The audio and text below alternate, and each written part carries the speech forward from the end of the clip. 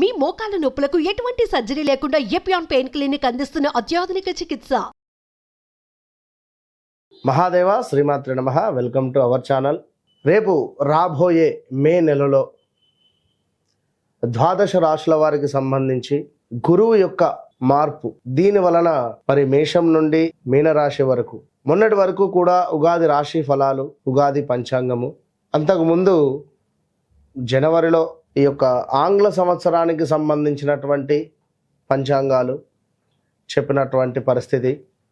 So ఇప్పుడు ఏమిటి అంటే విశేషంగా అందరూ ఎప్పుడా ఎదురు చూస్తూ ఉండేటువంటి ఈ యొక్క గురుగ్రహం మార్పు. ఉగాది రానే వచ్చింది, అయినప్పటికీ ఇట్టి ఉగాదిలో కొన్ని రాశుల వారికి బాగుందని చెప్పారు, కొన్ని రాశుల వారికి బాగాలేదు అని చెప్పారు. ఏవైతే బాగుంది అని చెప్పినటువంటి వారికి ఇప్పటికీ కాస్త బాగాలేని పరిస్థితి ఎదుర్కొంటూ ఉన్నారు. చాలా అంటే చాలా పెద్ద గ్రహము గురుగ్రహము. మనకు 2024 3వ నెల 4వ నెలలో మార్పు చెందినటువంటి గ్రహము. మరలా 2025లో మేలో 14వ తారీఖు రోజు తన యొక్క గమ్యాన్ని మార్చుకోబోతున్నది, మిథునంలోకి ప్రవేశం జరగబోతూ ఉన్నది. ప్రజెంట్గా ఇప్పుడు వృషభంలో ఉండేటువంటి గురుగ్రహము మిథున రాశిలోకి ప్రవేశించబోతూ ఉన్నది. ఎట్ ద సేమ్ టైం రాహుకేతువుల మార్పు కూడా ఇదే మే నెలలో జరుగుతూ ఉన్నది.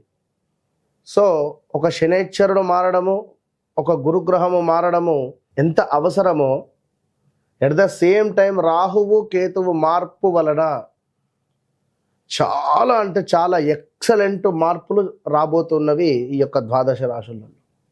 అందులో ముఖ్యంగా మేషరాశి, మీనరాశి, ఎట్ ద సేమ్ టైం సింహరాశి.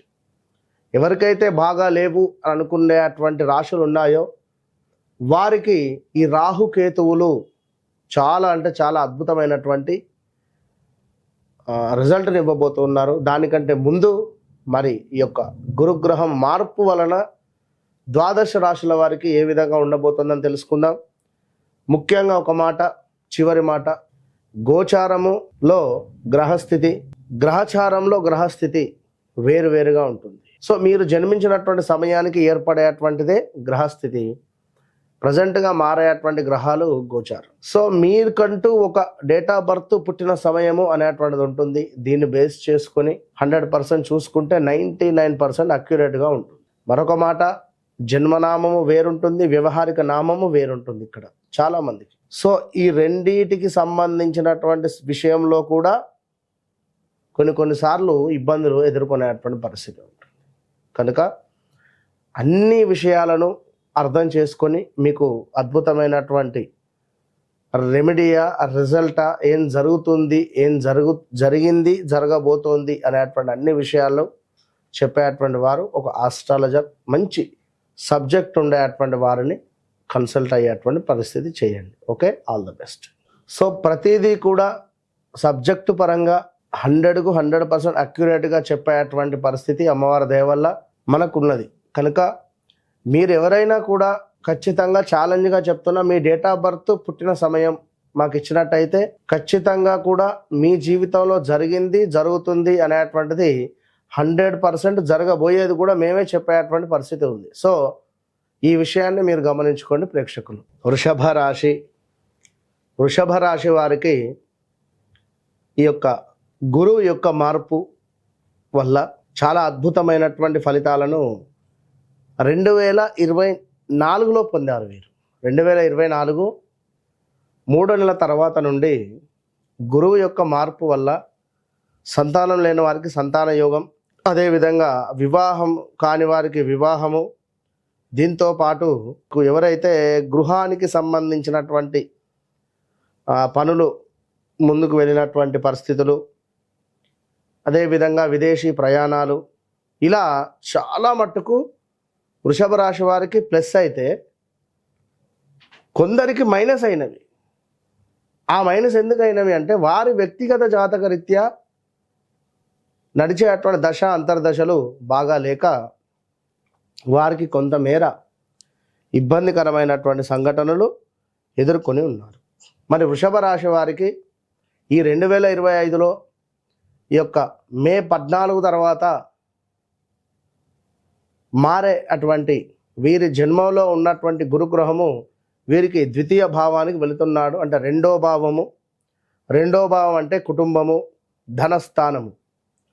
మరి కుటుంబంలో చక్కటి సౌఖ్యంగా కుటుంబం ఉండేటువంటి పరిస్థితి, కలిసిమెలిసి చక్కటి కీర్తి వృద్ధి, ధనాదాయము, దాన ధర్మాలకు సంబంధించినటువంటి నిర్వహణ, మనోనిబ్బరము, శారీరక శ్రమతో పాటుగా కొంత సంతృప్తికరమైనటువంటి జీవితాన్ని గడపడానికి ఎంతో ఆస్కారం అధికంగా ఉంది. ఇక్కడ వృషభ రాశి వారికి వాస్తవానికి 11వ భావంలో శనైశ్వరుడు ఉండడం వల్ల ప్రతి పనిలో కూడా లాభదాయకంగానే ఉండబోతున్నది, ప్రతి పనిలో కూడా. ఇక ఇప్పుడు 2వ భావంలోకి గురుగ్రహము, అదేవిధంగా రాహుకేతుల మార్పులు కూడా ఉన్నవి. సో ఈ గురుగ్రహము యొక్క మార్పు అనేటువంటిది మనకు కొంతమేర పర్వాలేదు అనేటువంటిది కనబడుతున్నది. ఎందుకు అంటే కొంత 2వ భావంలో ధనానికి సంబంధించినటువంటి ముందుకు వెళ్ళినా కూడా మరి 6వ భావంలో ఈ యొక్క గురుగ్రహం ఉండడం వల్ల కొంతమేర ఉద్యోగ మార్పిడి కనబడుతుంది. అనూహ్యమైనటువంటి కొన్ని ఆపదలు, కొంతమేర మీరు పనిచేసే చోట మీ బాస్ వద్ద నుండి కొంత చివాట్లు కానీ, కొంతమేర అసంతృప్తి వాతావరణం కానీ మీ యందు పై అధికారులకు, అదేవిధంగా కొంతమేర అగ్ని సంబంధిత ఇబ్బందులు, అగ్ని బాధ, కొన్ని వస్తువులు దొంగతనానికి గురి అయ్యేటువంటి పరిస్థితి, లేదా కొన్ని వస్తువులు పోగొట్టుకునేటువంటి పరిస్థితులు కనబడుతున్నవి. ఎట్ ద సేమ్ టైం బంధుమిత్రులతో కొంతమేర మనస్పర్ధలు వచ్చేటువంటి పరిస్థితి కూడా గోచరిస్తూ ఉంది ఈ యొక్క వృషభ రాశి వారికి. సో ఇంకను ఉద్యోగానికి సంబంధించినటువంటి మార్పులు చేర్పులు, అంటే వృత్తికి సంబంధించినటువంటి దాంట్లో కొంత చికాకుగా అనిపించినా కూడా ఓపికగా ఉండే ప్రయత్నం చేయండి. ఈ 2025 మే నుండి 2026 3వ నెల వరకు ఒకవేళ ఉద్యోగం మారాలి అనుకున్నా కూడా మీ వ్యక్తిగత జాతకరీత్యా నడిచేటువంటి దశ అంతర్దశలు చూసుకొని ముందుకు వెళ్ళండి. ఎందుకు అంటే ద్వితీయాత్ గురువు మీకు కొంత మాత్రమే అనుకూలంగా ఉంటాడు. ఇక 10వ భావాన్ని కూడా ప్రేరేపిస్తున్నాడు. 10వ భావం అంటే వృత్తి. ఇక్కడ అనుకున్నటువంటి కార్యాలకు విఘ్నాలు తీసుకువచ్చుడు, అదేవిధంగా కొంతమేర మనకు ఎక్కువగా ఆశ చూపించడము, ఎవరో పలానా పని చేస్తే పలానాది అవుతుంది, లేదా పలానా దగ్గర నిధులు ఉన్నాయి, పలానా వద్ద ఇంకేదో ఉంది, ఇలా ఆశ చూపించి మనల్ని మోసం చేసే పరిస్థితి ఉంటుంది. అది కూడా గమనించుకోండి. వ్యర్థ తిరగడాలు అంటే వృధా తిరగడాలు, వృధా సంచారము, ఏదో ఊహించుకొని అక్కడికి వెళతారు, అక్కడ ఏది ఉండదు. సో గమనించుకోండి. అదొకటి. వృత్తి భగ్నము, ఇందాక మనం చెప్పుకున్నాం.